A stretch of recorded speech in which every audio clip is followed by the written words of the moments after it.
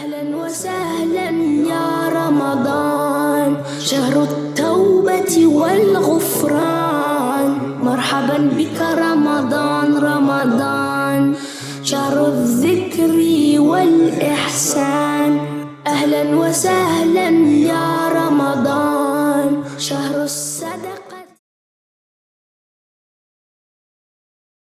يا أيها الذين آمنوا كتب عليكم الصيام كما كتب على الذين من قبلكم لعلكم تتقون.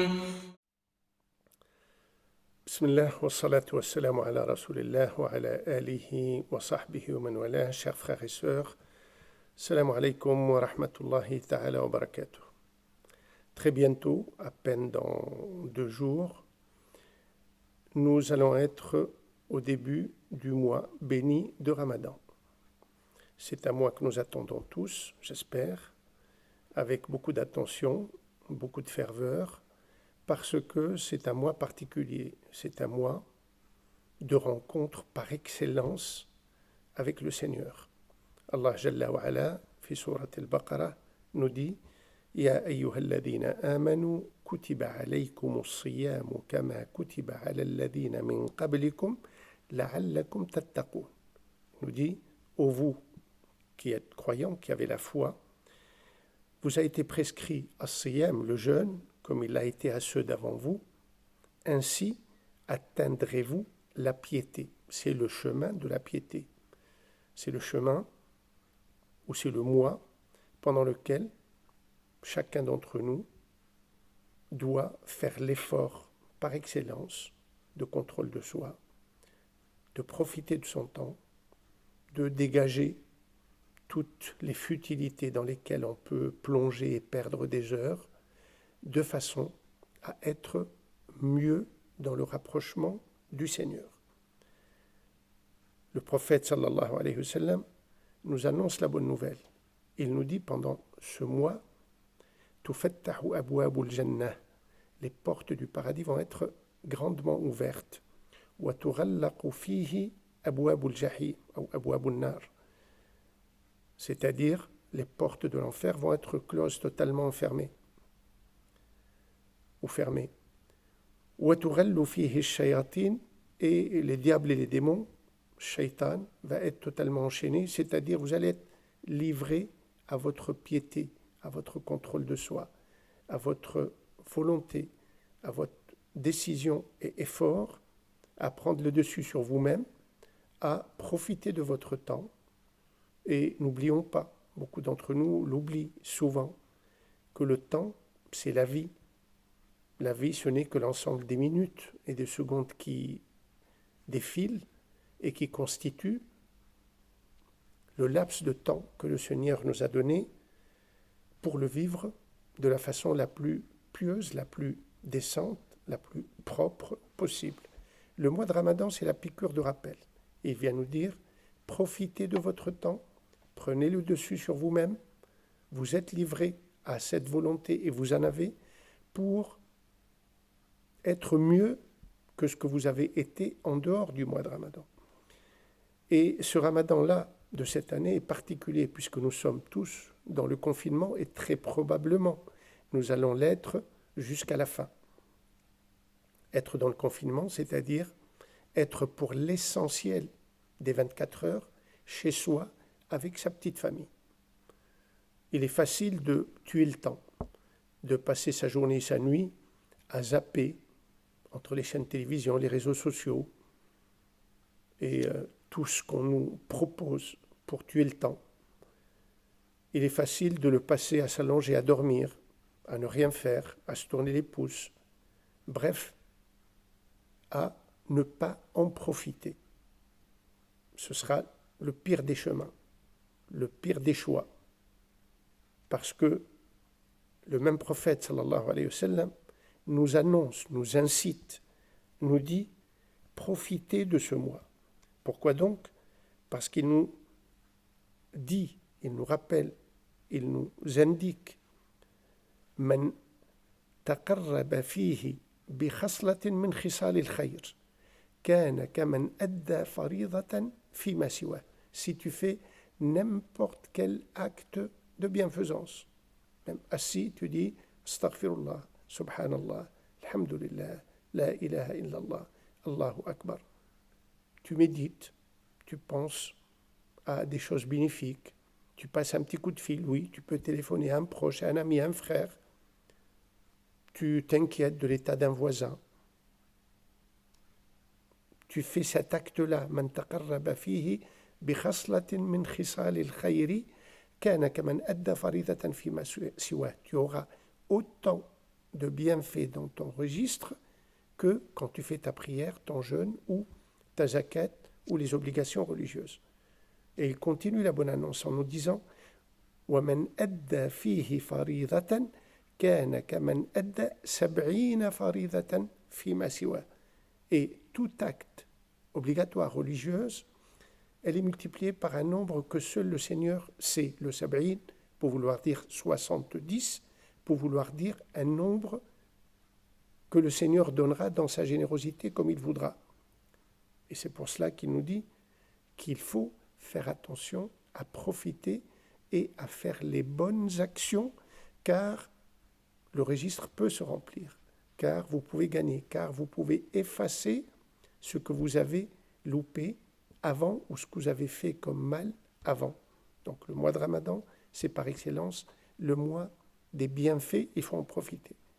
C'est le mois de la rencontre avec le Saint-Coran, puisque dans les mêmes versets de Surat al-Baqarah, un peu plus loin, dans le verset 185, Allah nous dit « Shahru Ramadan alladhi unzila fihi al-Qur'anu hudan lin-nasi wa bayyinatin min al-huda wal-furqan. Faman shahida minkum ash-shahra falyasumhu » Le mois de Ramadan, au cours duquel a été descendu le Coran. Quelle est la caractéristique de ce Coran? Comme guide pour les gens et comme preuve claire de la bonne direction et de discernement. Puis il termine en disant, termine le verset, que quiconque d'entre vous vit, traverse, est présent physiquement et mentalement pendant l'arrivée de ce mois, qu'il le jeûne. Donc le mois de Ramadan, c'est aussi le mois de la rencontre avec le Saint-Coran, la rencontre par la lecture, c'est ce qu'on fait pendant Tarawih habituellement, on en parlera.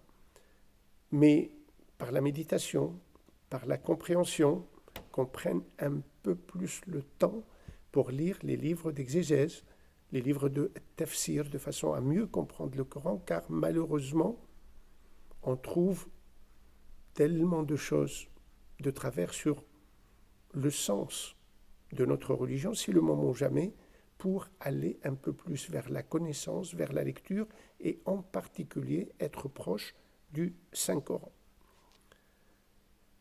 Pendant le mois de Ramadan, je parlais de Tarawih.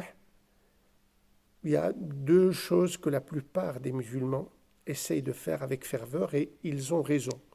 Tarawih, c'est-à-dire les mosquées sont pleines habituellement, parce qu'on s'encourage mutuellement comme ça à être présent, parce qu'on écoute, on entend l'imam qui récite le Coran, et parce qu'on est toujours plus disposé à faire une pratique collectivement qu'individuellement. Pendant le confinement, les mosquées sont fermées. Et donc, je disais tout à l'heure, pendant le mois de Ramadan, nous sommes livrés à nous-mêmes. Ça va être encore plus. Ça va être l'occasion pour chacun d'entre nous de vivre Tarawih, mais dans un cercle restreint, lui-même et sa propre famille très proche, la petite famille avec laquelle il vit tout le temps.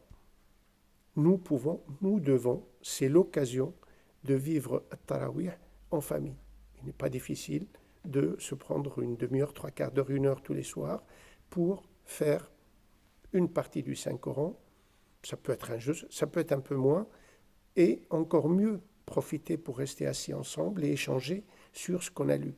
C'est l'occasion ou jamais de se donner l'occasion de faire une leçon tous les jours en famille sur le Coran, sur ce que nous aurons récité. Donc, on peut faire Tarawih. Il faudra que chacun d'entre nous se prenne par la main pour faire Tarawih en famille et profiter de ces Tarawih de façon à être plus proche du Coran. Deuxième action que nous faisions et que beaucoup de musulmans profitent du mois de Ramadan pour faire, c'est Iftar ou Sa'im, c'est de donner, à travers les mosquées généralement, de quoi rompre le jeûne à ceux qui sont dans le besoin, à ceux qui n'ont pas de famille proche avec laquelle ils vivent, tels que des sans-papiers, des étudiants qui sont dans le besoin ou loin de leur famille, et ainsi de suite. Évidemment, cette porte directe à porter à manger vers les mosquées ne sera pas possible. Et donc, toutes les mosquées ont fait preuve d'ingéniosité, ont réfléchi. La plupart ont choisi évidemment le panier alimentaire. C'est un bon choix, c'est ce que nous faisons à la mosquée de Poitiers. Nous avons lancé un appel, nous relançons l'appel pour dire soyez généreux. Autrement, au lieu d'amener un repas tout chaud, au lieu d'amener des denrées, vous pouvez amener des denrées, mais c'est plus bénéfique, c'est plus simple d'amener de l'argent, de donner de l'argent, de faire une promesse de don que vous annoncez à un des responsables de votre mosquée en disant je participe avec 10 euros, 50 euros, 100 000 euros pendant le mois de Ramadan vers cette action bénéfique, et les responsables des mosquées préparent des paniers à destination de ces personnes qui sont dans le besoin. Donc, la porte également du don de Iftar Sa'im reste ouverte. Profitez-en, ne soyez pas dans l'oubli, ne soyez pas dans l'habitude. Et si l'habitude est rompue, l'action est rompue. On peut faire l'action autrement. Dernière remarque que je voudrais faire à chacun d'entre nous pendant ce mois de Ramadan. Quasiment tous les responsables de mosquées de France et Navarre, comme on dit, ont été contactés par les préfectures en disant attention que le mois de Ramadan ne devienne pas un moment de relâchement pour se donner le droit d'aller faire des visites ou des rencontres ou des rassemblements après la rupture du jeûne. Ils craignent que les jeunes, les moins âgés d'entre nous, s'autorisent ce genre de sortie et s'autorisent à se retrouver.